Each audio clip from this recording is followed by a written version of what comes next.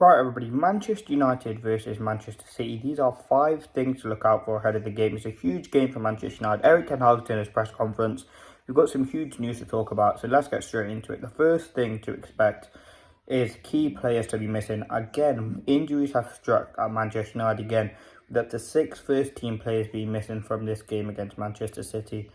And that is a huge concern. You look at the injury demands, you look at the games that we've played this season, in the pre-season, to have Lisandro Martinez, Johnny Evans and Diego Dalot being the only fit 3 defenders available for Manchester United, with kind of Dalot only being back for a couple of days, Evans might be ill still, and Lisandro Martinez not even 100% completely fit. We've got Aaron Wan-Bissaka out, Maguire, Lindelof, Luke Shaw, Malacia's out.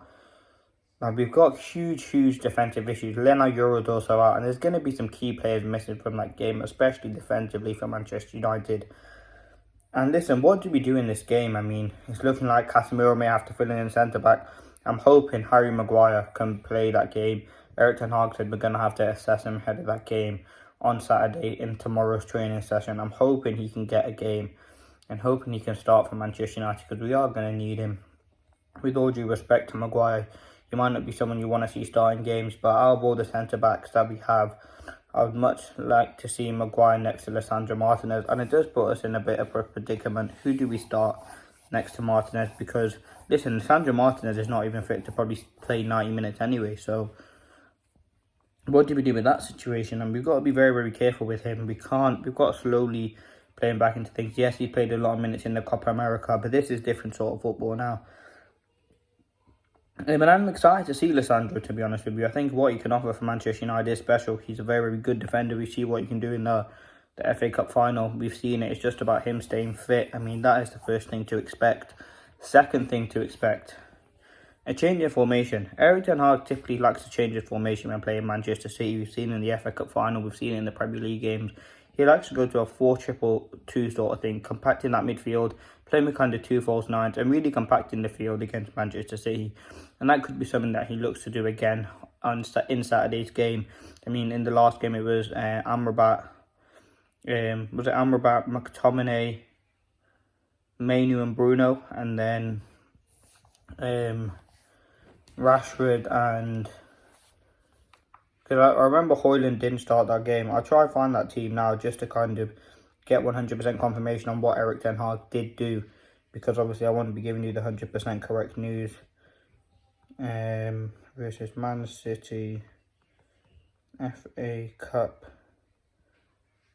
final team. I just want to see the team, to be honest, just to kind of see what the sort of thing that Erik ten Hag was going to do.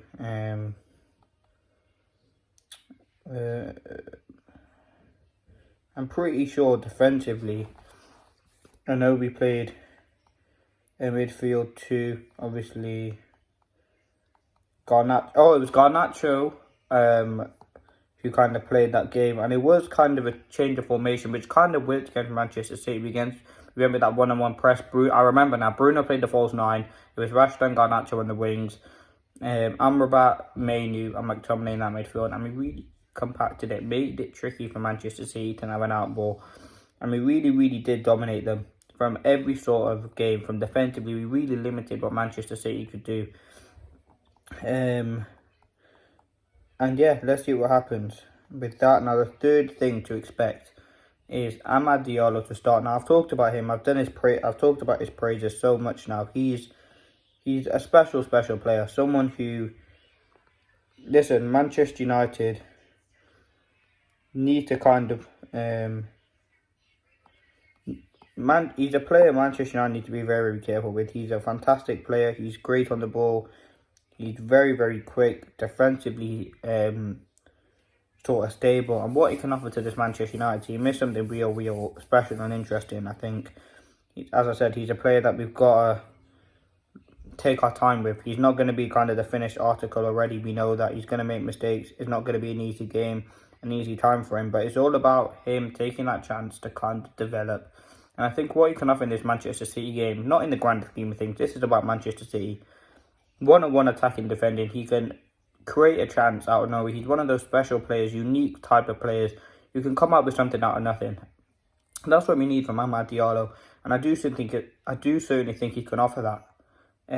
I think, as I said, a special player, still relatively young. He's going to have to fight for his position, but I think what he can offer and what he can do is very unique, and we don't really have someone at the club who can do that. He kind of reminds me of like Riyad Mahrez sort of player, like a tricky winger, great like control and everything. So yeah, really happy with that. The fourth thing, I believe, is you can expect a ZIRKZEE debut. Now, I don't know if he's going to play the full 90 or even start the game, but I do certainly think he will get minutes. Yes, he would have had 5-6 training sessions by the time we play the game. He will be into the thick of things. Obviously, his pre-season was cut short, but he did go long into the Euros. He probably will be fit. And it'd be a good opportunity to see him, the 6'3" striker, where Erik ten Hag will put him into the team.